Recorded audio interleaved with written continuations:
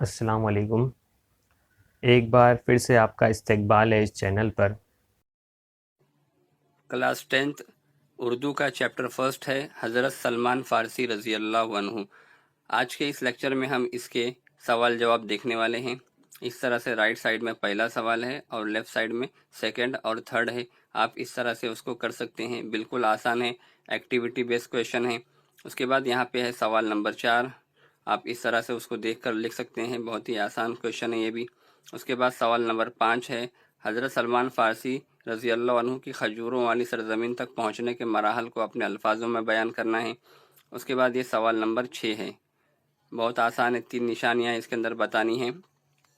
آپ کے پاس 3 نشانیاں اس طرح سے ہے، اور سوال نمبر 7 کا آنسر ہے حضرت ابو درداء رضی اللہ عنہ۔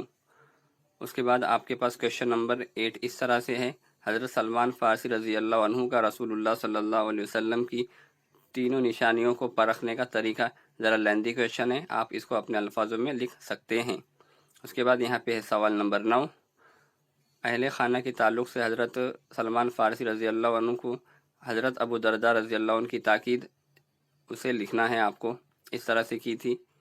اس کے بعد سوال نمبر 10 نیچے ہیں، اور یہاں پر سوال نمبر 11 ہے، رسول اکرم صلی اللہ علیہ وسلم نے حضرت سلمان فارسی رضی اللہ عنہ کے لیے جو جملے کہے ہیں انہیں نقل کیجیے۔ اس کے بعد سوال نمبر 12 ہے، غزوہ خندق کے موقع پر حضرت سلمان فارسی رضی اللہ عنہ کا کردار بیان کیجیے۔ اس کو بھی آپ اس طرح سے لکھ سکتے ہیں۔ اس کے بعد یہاں پر سوال نمبر 13 ہے، ایران پر لشکر کی۔ اس کے بعد یہاں پر سوال نمبر 14 ہے، جنگ طائف میں حضرت سلمان فارسی رضی اللہ عنہ کا کردار تحریر کیجیے۔ اس کے بعد سوال نمبر 15 اسی کے نیچے ہیں، آپ دیکھ سکتے ہیں، اس کا جواب بھی بالکل ہی چھوٹا ہے، اپنے الفاظوں میں آپ اس طرح سے لکھ سکتے ہیں اس کو۔ اس کے بعد آ جائیے سوال نمبر 16 کی طرف، وفات کے وقت حضرت سلمان فارسی رضی اللہ عنہ کی رونے کی وجہ کیا تھی؟ یہ بھی آپ دیکھ سکتے ہیں، وہ کیوں رو رہے تھے۔ اس کے بعد جو نیکسٹ کویشچن ہے، حضرت سلمان فارسی رضی اللہ عنہ کے ذیل کے بیان سے مفرد، مرکب اور مخلوط جملے الگ کر کر تحریر کیجیے۔ آپ کو پہچاننا ہے جملے کون سے ہیں۔ اس کے بعد نیکسٹ کویشچن ہے، ذیل کے الفاظ سے سبق سے ایک لفظ تلاش کر کے لکھیے۔ آپ کو پوچھنے والے کو کیا کہتے ہیں، اس طرح سے آپ کو لکھنا ہے۔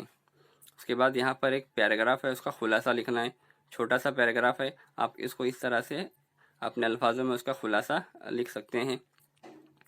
اس کے بعد آخری سوال ہے، ترتیب دینی ہے الفاظوں کی تاکہ بامعنی لفظ بن سکے، تو پہلے کا آنسر ہے سیکنڈ اور سیکنڈ کا آنسر ہے تھرڈ۔